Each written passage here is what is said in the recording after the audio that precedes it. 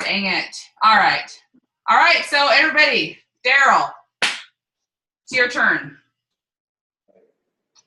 Hey, how's everybody doing tonight? Yeah, I hope you guys can hear me okay. I had to unplug my mic and plug in my phone because I just been like going. I missed yesterday, and I got my voice back about 85%, and I think we're going to make it all the way through this call. So we're going to do it up. So give me a thumbs up. You guys hear me okay?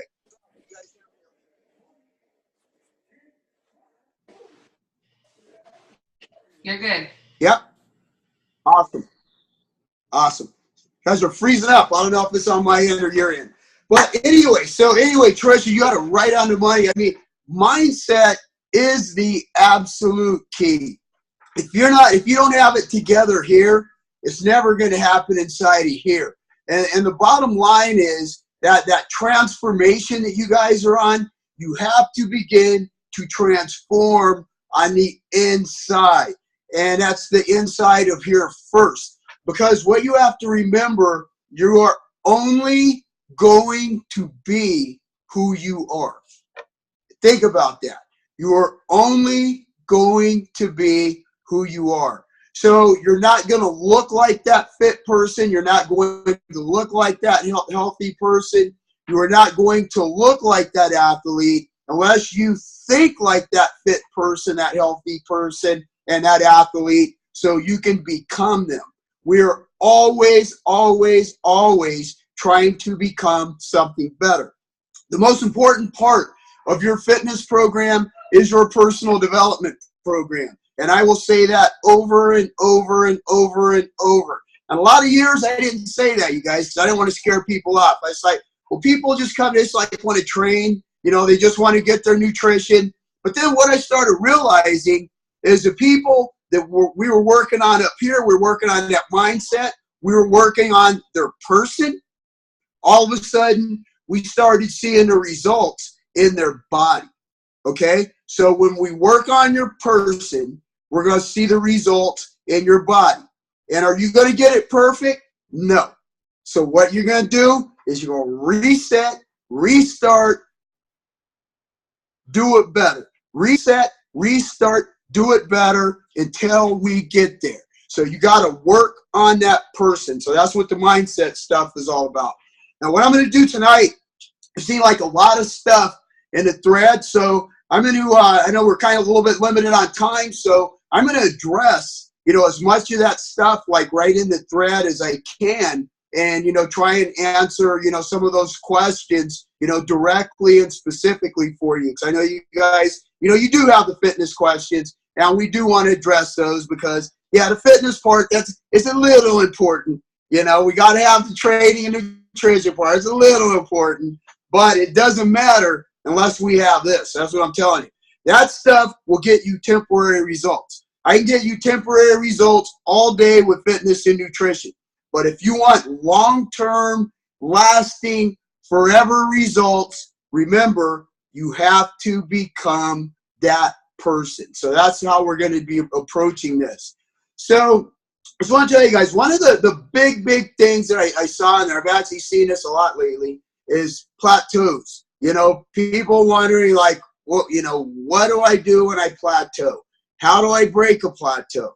So let's talk a little bit about, what is a plateau in the first place? Well, a plateau basically happens with your set point. There's something that's called set point theory. It works with your brain and it works with your fat thermostat, where your body thinks it's supposed to be at. And what we have to remember about the body is a body's number one function on this planet, the body's number one thing is survival. The body is always going to survive. That's why we can live all over the planet, because we have learned to survive. We have learned to adapt to different environments. So basically, that's what your set point theory is dealing with. So what we have to look at is when we think we're at a plateau, or we're at a plateau where you've been, 2 weeks, 3 weeks, maybe 4 weeks, without that scale moving, you have to say, okay, is this a plateau, or is this a set point adjustment? Because one's not so good, one's very good. Because remember, so let's say you drop 12 pounds, you plateau, you're steady for, 2 weeks, 3 weeks, 4 weeks. Well, your body may be in the process of becoming that new person that's 12 pounds lighter. Is that a bad thing? No, that's not a bad thing. That's not a bad thing. The body is readjusting its set point. You want the body to readjust its set point. Because remember, what happens with your set point, your body is always going to fight to go back where it was. How many of you guys, you just raise your hand real quick, how many of you guys have done like some kind of diet, you stopped the diet, and your body did like right back where you were as fast as it could get there? You like craving everything in the world until you get back to that weight you were at, okay? That is because your body never changed a step point, okay? So you were a 180-pound person, you lost 20 pounds, you were 160 pounds, but your brain still thought you weighed 180 pounds. So your brain is going to take you back to that 180 pounds every single time. So the way we assess that is like, okay, are you sticking to your plan? Or, you getting your exercise? Are you doing your cardio? Are you doing everything as prescribed? Okay, here's the big one. Do you feel good? Are you sleeping well? If you feel good and you're sleeping well, that's always an indicator that things are probably going right. If you're tired, you're lethargic, you don't feel good, you're craving all kind of stuff, okay, that means something's up, because you should always feel good. So if you're in that feel good mode, what we're going to say is, okay, well, you know what? Maybe I'm becoming the 160-pound person instead of the 180-pound person. Maybe I'm becoming a new me. I'm becoming a new body. I'm becoming a new person. It has these new habits and this new set point. So that's a good thing. So with my clients, it's like, look, we're doing everything perfect. So we're going to just hang out here for a little bit. We're going to hang out here the next couple weeks. We're going to be a little patient. We're going to keep doing things the way we're doing them. And then we're going to see if the body makes another little adjustment. So sometimes, boom, body will make another little adjustment on its own. It was just adjusting the set point, and now we move on. So that's a good thing. So here's the stuff that we want to look at. So, and the reason I'm telling you guys that, because people always panic. They're like, you go through dropping a pound and a half a week for a few weeks in a row, and then all of a sudden, drop anything. Oh my God, I'm plateaued. Start freaking out. I don't know what to do. I'm plateaued. No, you may not be plateaued. You may be creating a good set point. So change your mindset. Change what's going on up here. Instead of freaking out, think, okay, maybe it's a good thing. Maybe I'm becoming that new person, because I've been working on being an athlete, man. I've been stepping up to the gym. Like, I got all my crap. I'm leaving it at the door. I'm stepping inside the gym, saying, I'm an athlete. I'm in here to train. I'm in here to do my stuff, all right? So you're doing that over and over and over and over again. Your brain is going to get to a point it's going to start believing you. Your body's going to get to a point it's going to start believing you. So don't start telling yourself that, oh no, I'm failing, nothing's happening, I'm at a plateau, okay? Because first of all, if you drop 12, 15 pounds and you're stuck in a much better place than you were stuck. I'm going to try to do my best, not then no curse words come out. So if you're stuck in a you guys know I'll be cracking if you guys have a good time, I'm going to have a good time over here. I don't care. So you guys, you be stuck in a much better place. I mean, would you rather be stuck at 180 pounds, or would you rather be stuck at 160 pounds? Okay? So adjust your mindset. It's like, wow, I'm stuck, but I'm stuck 20 pounds lighter. Okay, that's cool. I'm 20 pounds lighter than I was. So here's what we're going to do next.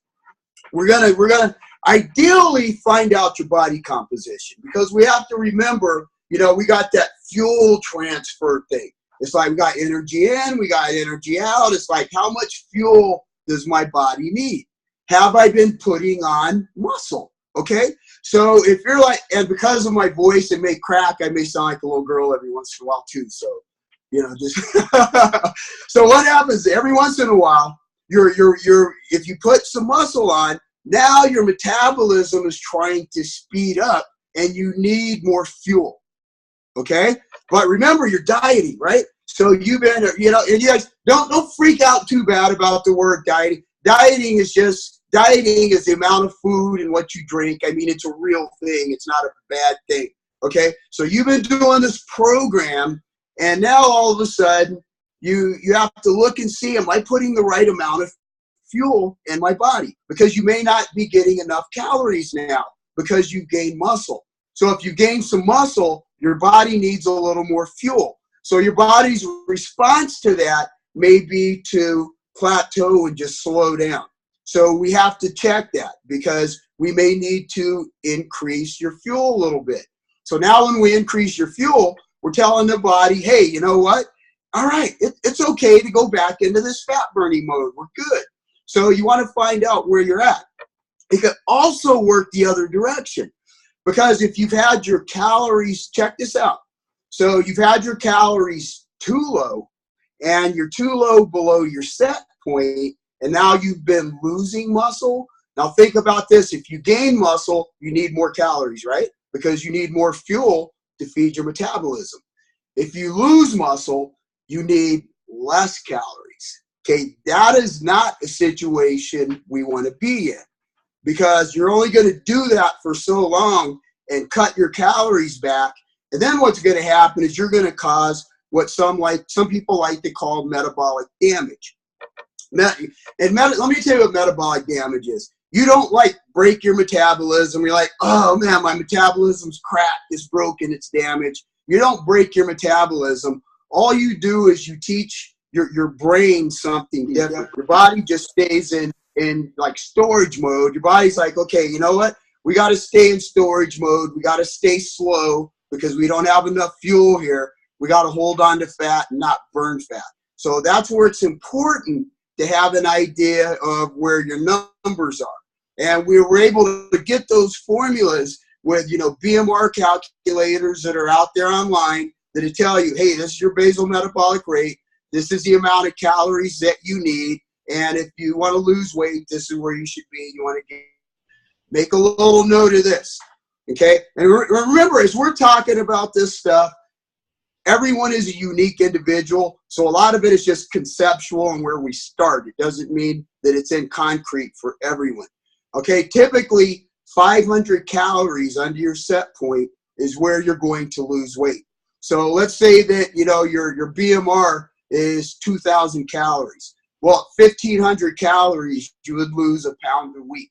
So just think about that 500 calorie ratio. Now the same thing at 2,500 calories, you would gain a pound a week. So that's how you can kind of look at the amount of calories that you're eating and why it's important to know your numbers. And I'm going to touch on this real briefly. When you go on a program like Isagenix, and I'll say over and over and over again, the absolute best out-of-the-box program I have ever seen on the market. But you could be in a situation where it only works temporarily. Although Isagenix has designed this system so well, I'll say it probably works really well for 60% plus of the population, but there's that other percentage of people with way more, so they need more calories. So you're going to have to increase what you're doing over.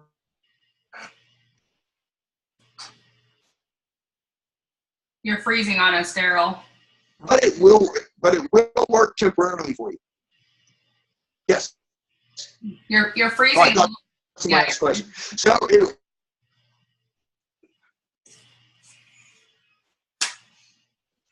what's that? You're freezing a little bit, Darryl. There's a little bit of a delay. I don't know really. Oh, I'm sorry.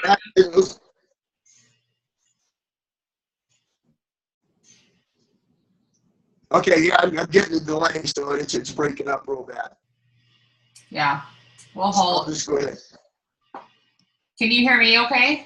Okay, so anyway, so if you're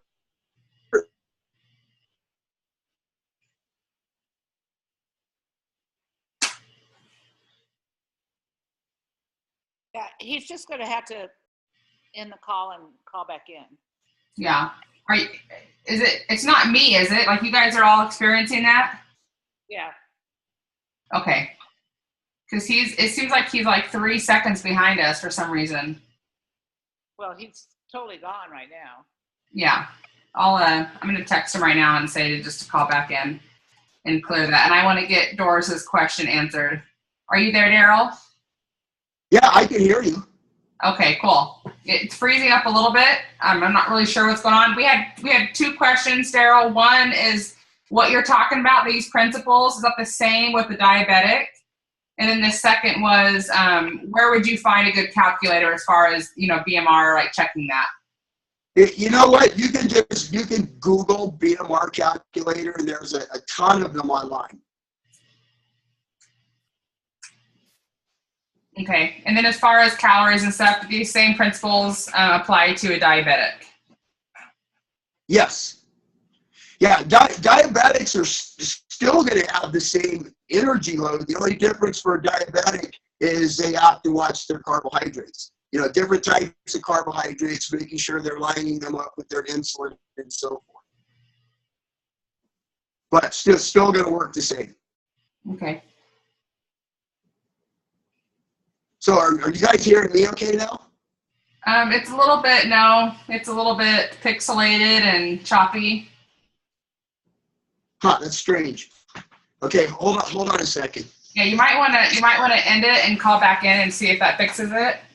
Yeah, let me try it. Okay.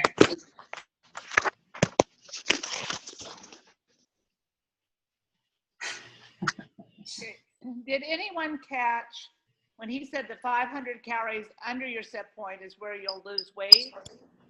And no, was it just the opposite? It was 500 calories over your set point is where you're going to gain weight? Okay. Yeah. Yep.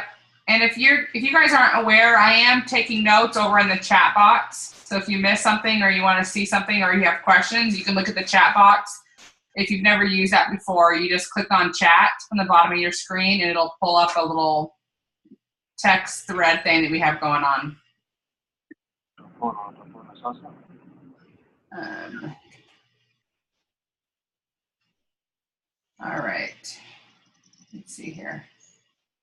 Guys, this man has so much knowledge. So when you have questions, you got to reach out. I will say also for those that are new, if you're having health-related questions, if you go to isafyi.com, we have Dr. Ina, who is our doctor for Isogenics, and she is fabulous at answering health-related questions, right, that aren't related to just fitness and calories and nutrition. She can really help you out there. So make sure you guys are utilizing. We have all the resources in the world to get the help that you need to reach your specific goals.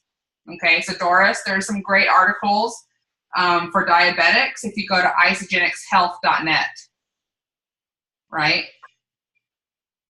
So how do we get in touch with Dr. Ina? If you go to isafyi.com, all the calls, the schedules are all there. So isafyi.com, and then click on the link that says calls. They're also listed in our back office. Yes. Yeah. Under resources. Uh-huh. Yep. Yep. And they're all in that Evernote that we sent you. All the links are in that Welcome to Isogenics Evernote. So you have that also. That includes all the call schedule, Dr. Ina. Darryl, I hope he returns. Did you guys like what he was talking about when it comes to resetting your kind of like your body's thermostat? Does that resonate? Did you understand that? There he is. You back? Oh, yep. Well, I'm seeing a camera but not sound. I'm back. There we go. Is that better? Yes. Well, sorry about that. No worries. All right. So where did I leave off? Oh, we were talking about the set point calories.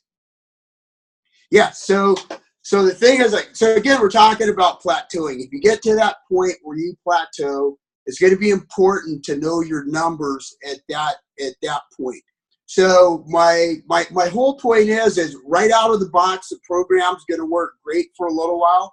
But you guys, some of you may have experienced, or you may experience, that all of a sudden things just stop working like they did at first.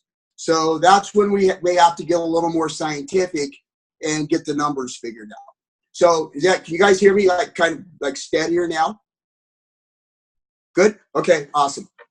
So one of the next things that you're going to want to do is so after we adjust calories, you're going to want to look at the amount of protein that you're eating.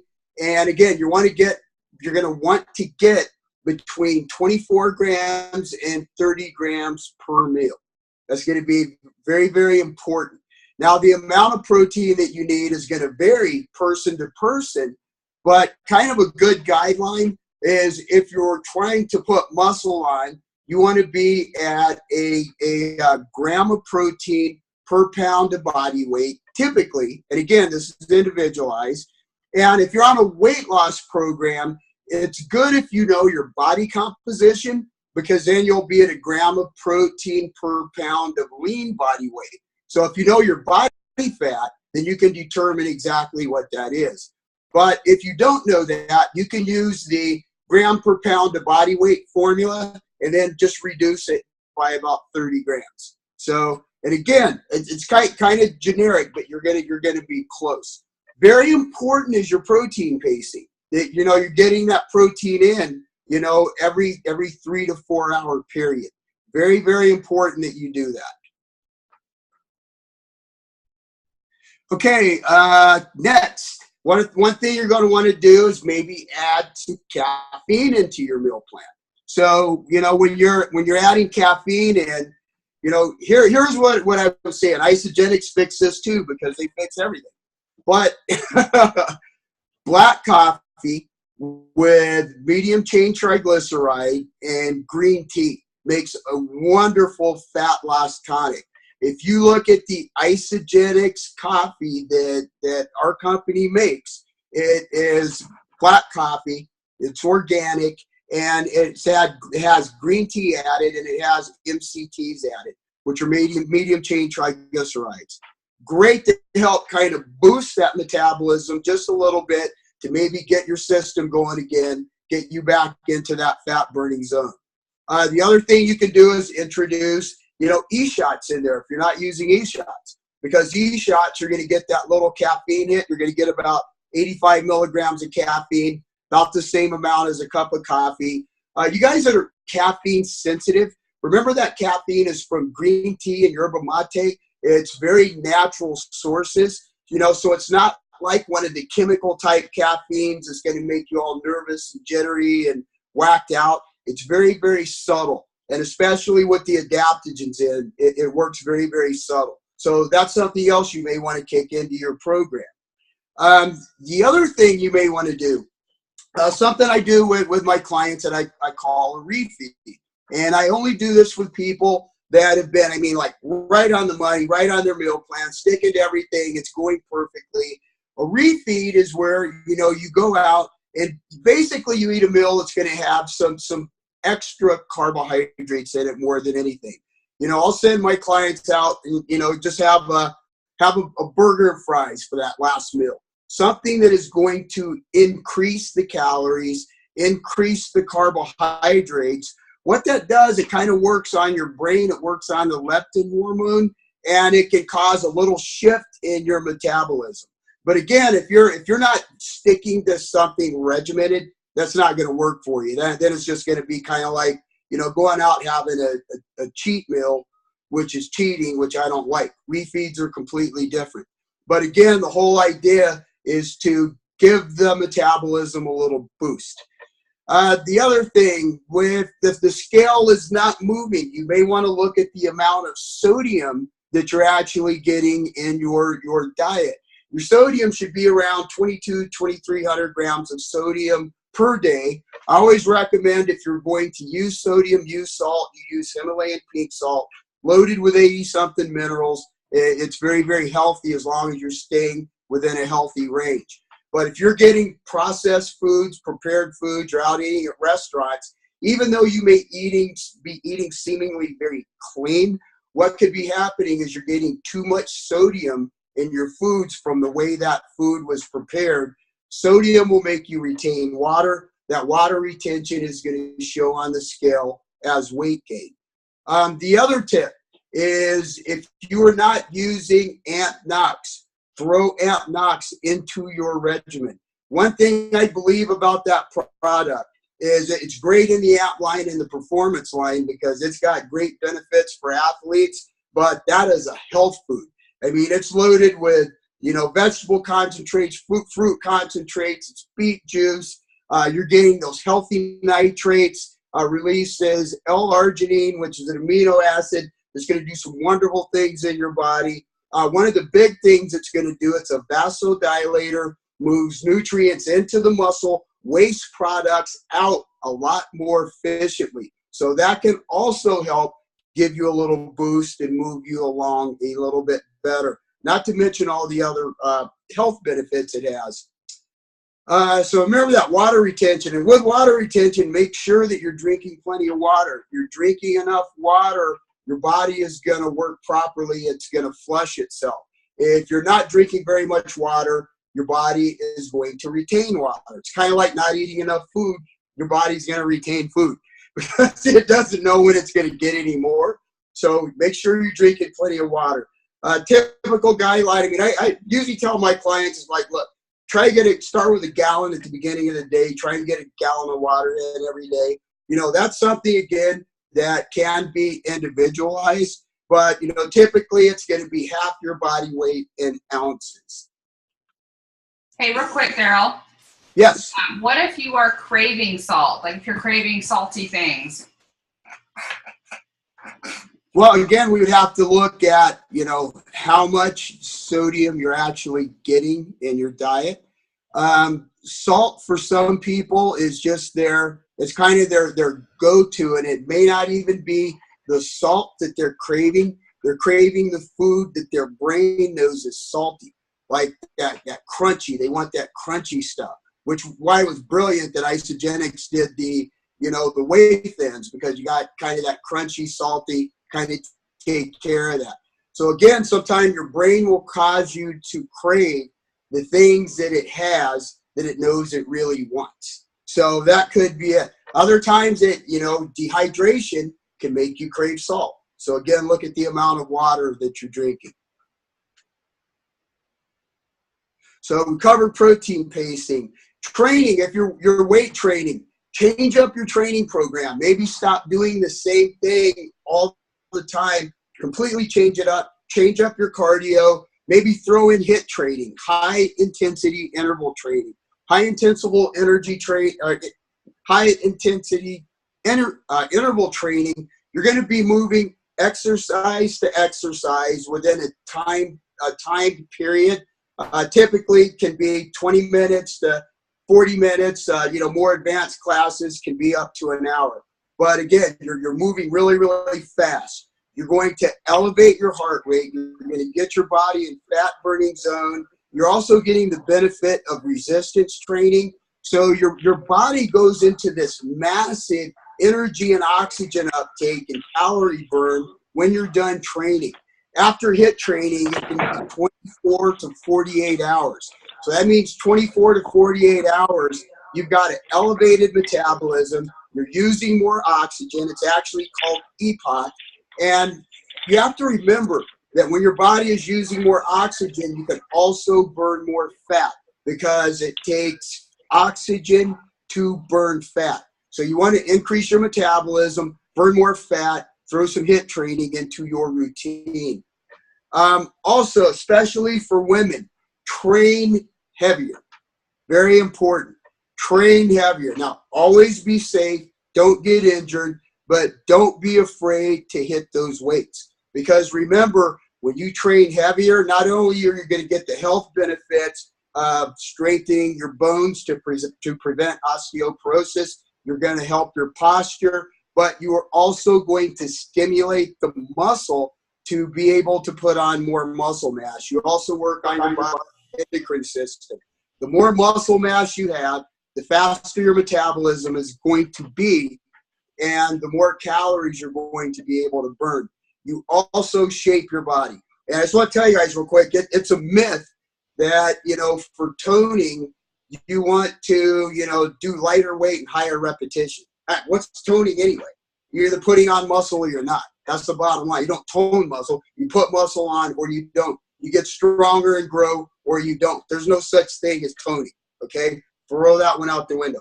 So you have to do what it takes to stimulate the muscle. Bottom line, don't be afraid to train heavy. I've never seen a woman train heavy and get too big. I've seen women train heavy and eat all messed up and get too big, but it had nothing to do with the training. So that's a myth. Lifestyle hacks: walk more, be more active, burn more energy, record your food. That's the big one. If you're not recording your food, you are really missing the boat. Because if you're not recording it, you do not know what you are doing. So you have a problem, you want to go back and check it and say, okay, well, maybe I'm plateaued. Let's go back, see how much, see what my BMR is. Okay, see how many calories I should be eating. Okay, well, let's look at how many calories I have been eating. Maybe, just maybe, 200 calories a day, either direction, is stopping you from getting your results. But if you're not recording it, you will never, ever know. The other important thing with recording it is, how many times do you have to prepare a piece of chicken this big before you know this is 4 ounces? How many times do you have to do it a certain time of day before you start developing a habit? So what we want to do is we want to record things till we get to the point that we've developed a habit. And then once we develop that habit is when we are going to start being successful. Okay, guys, when does success happen? Success happens from doing small things every single day. This is one of those small things. Okay, don't focus on the scale. That's my last one on plateauing. Because you may be focused on that scale. It's like, oh my gosh, the scale hasn't moved in 3 weeks. But you're not measuring yourself. Maybe you lost 5 inches. Because remember, muscle is more dense and it takes up less space than fat. Okay? I want everybody raise your right hand. Repeat after me. I will never. I can see if you're doing it. I will never say muscle weighs more than fat. Okay? I hate that one. Because a pound of muscle and a pound of fat weighs how much? Weighs a pound. Okay? But the pound of muscle occupies a lot less space. So when you get rid of fat and you replace it with muscle, not change it to muscle, because you can't change fat to muscle, and muscle can't change the fat. That's another one I can go off on. People like, oh, I quit working out, and all my muscle turned to fat. No, that's impossible. That didn't happen. It's like you quit working out and you got fat. I mean, that's what happened.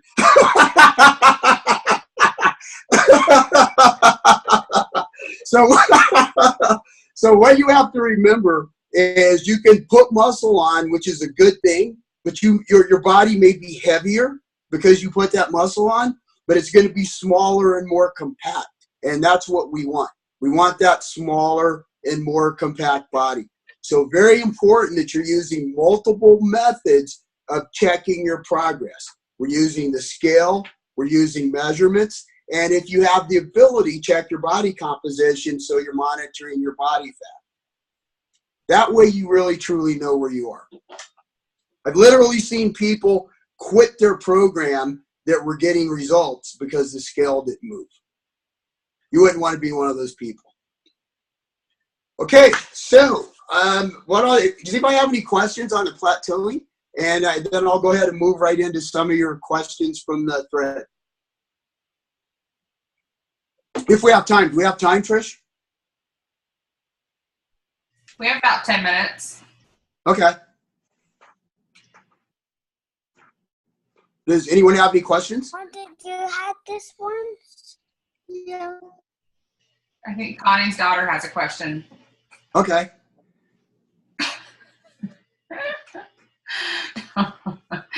No, guys, don't be shy here. This is the time where you get to ask Darryl your question. So if you have a Yeah, absolutely.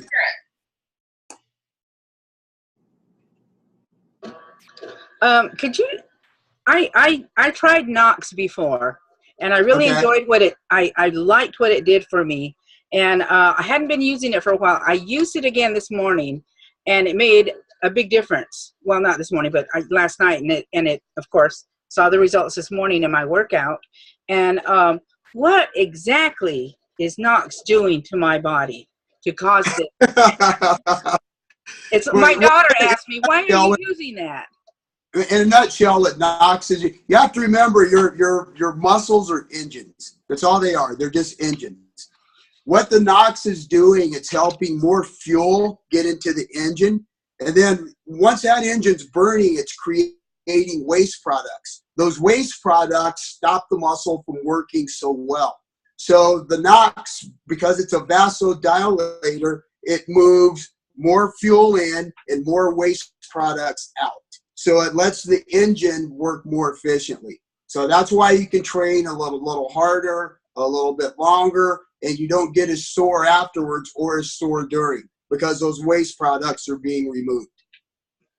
And it can also help to lower your blood pressure. I mean, just do lots of wonderful things in your body. Thank you. I love the Knox. Feels a huge difference, that product. It's one of my favorites. Yep. Absolutely. Absolutely. So I'm going to go ahead and jump on those questions. I'd like to get a couple of those answered for you. So I saw in a couple places people ask about carb cycling, and you hear a lot about carb cycling nowadays, and people wondering, if you can carb cycle with the isogenic system. Well, first of all, basically all carb cycling is, it's manipulating the amount of carbohydrate that you're putting in your body under the premise, again, kind of one of those things that was developed by bodybuilders to get leaner by keeping your body at a point where you're not oversaturating your tissue with the product, the glucose or glycogen from carbohydrates, and helping to force your body into a fat burning zone. And again, kind of get you leaner, kind of kickstart the metabolism and that type of thing. So basically the carb cycle, the way I do it is, and again, this is general because it's different for everyone. I'll look at like a 5-day period with a carb cycle. And I don't do this with everyone. I just do it with specific people. To get this type of stuff done when you're working with me, you have to be diligent. I have to know that you're diligent on your meal plan. You do it, you're tracking, and you keep everything done. If not, we're both wasting our time. But typically what you would do is say, here's an example. Day 1, you'd have 180 grams of carbs for the entire day. Day 2, you would reduce it to 140 grams of carbs for the entire day. Day 3, reduce it to 90 grams of carbs for the entire day. Day 4, I throw in an intermittent fast, which in our world is known as a cleanse day. Cleanse day, typical isogenics cleanse day is about 85 grams of carbohydrates. So you have 2 really low days there down at 90 and 85 grams. And then the next day, we start the cycle again and go back to 180 grams. So, in the ideal scenario, this will trigger some additional fat loss, and your body's going to get a little leaner and tighter. But again, everyone don't run out and do it because it doesn't work for everyone. It's just in specific situations. But again, someone asked if you could carb cycle with the isogenics plan. Yeah, you absolutely can. Another question was, a couple of people asked about, say they had bad knees and they weren't able, to do leg work in their program. Again, anytime anyone has any type of an injury, and somebody had, asked a question about back injuries as well, I recommend you find a certified, qualified trainer to work with if you already have some type of some type of injury, just to make sure you're doing everything correctly and safely. But there are exercises you can do that kind of remove bending the knee from the execution of the exercise. There's something called an anterior reach lunge, where you're typically bending over, you're using your trunk, you're bending the knee a little bit, the knee is staying stabilized, but what you're really doing is building the muscles around the knee. Because a lot of times, if we can build the tissue back, build the muscle back around the knee, we can strengthen what you're actually able to do with the knee. Single leg deadlift, which is not like it sounds. It's not lifting a ton of weight in the deadlift on one leg. It's basically more of a balance, flexibility, and stabilization type movement, to where, you're bending over, bending the trunk, reaching down, touching the toe, keeping the back flat, and coming back up. Forces you to utilize your hamstrings, your glutes, you're using your calves. But again, you're strengthening, the hamstring, back of the muscle, behind the knee, strengthening that up for knee support. So again, typically, when you're looking at injuries like knee injuries and back injuries, you don't necessarily work on the injured area. You work around the injured area. So bad knees, we strengthen, the quadriceps, hamstrings, calves, the glutes. We strengthen everything that's going to support the knee. With back injuries like an L4, L5 injury, you're not going to start doing, hyperextensions and back exercises, but you are going to start doing exercises that are going to strengthen the core, which, depending on the severity of the injury, can be some type of, planks. Again, we're going to do some types of crunches. We're going to do some types of scissor kicks. Again, it's going to depend on the severity of the injury, but what you really want to do is increase the strength of the core, so you're increasing the strength of the muscles that support the spine. So you want to support the injured area, and then you're going to have more of a likelihood of actually being able to get to those exercises that work that area. Okay, let me open this up real quick. Yeah, I think we have time for at least one more question, Darryl. Someone can ask a question, or I can pull one off of here.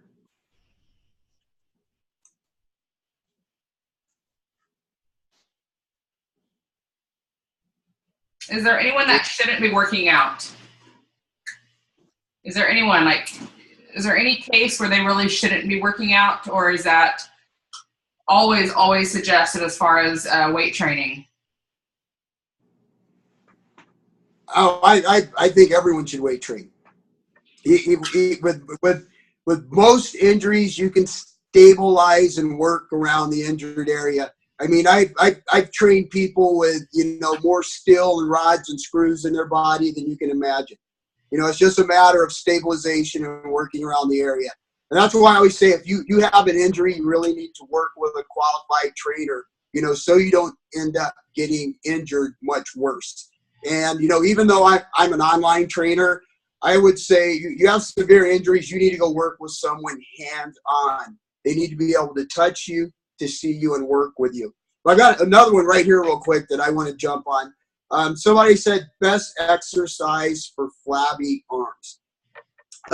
There's a perfect example where you need to train your arms heavy.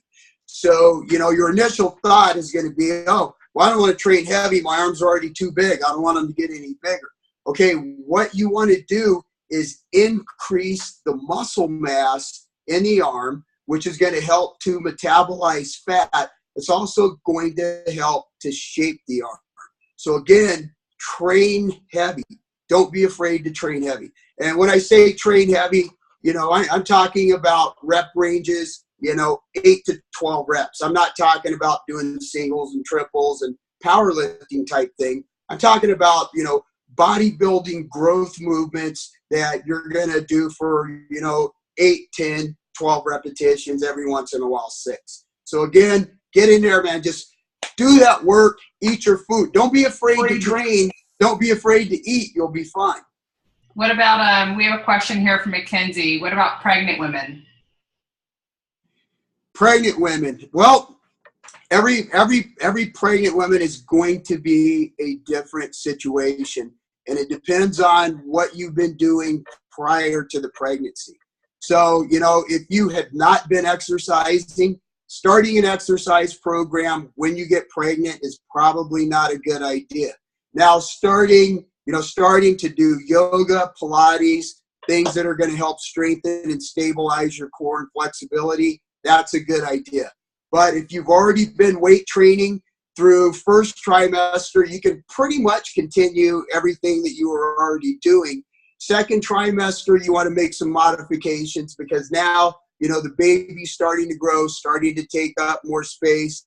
Third trimester, you really want to pull everything back to where you're not overheating, you're not straining, you're basically just going through movements. So again, it depends on if you have complications, and it depends on what you were doing prior to the pregnancy. I trained Trish literally right up to this. Is like one of my greatest stories. When I write my book, this one will be in my book. This was going to happen. Trisha, you gotta love this. Me and Trisha train on Wednesday. Okay. Trisha sends me a text on Friday morning. Says, "Coach, I'm going to miss my workout because I'm on my way to the hospital to have my baby."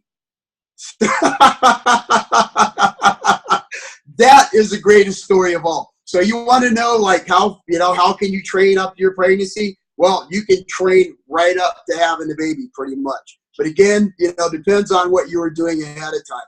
Trisha was training like crazy, like a crazy athlete, when we found out she was pregnant. So, but again, just right up to that time.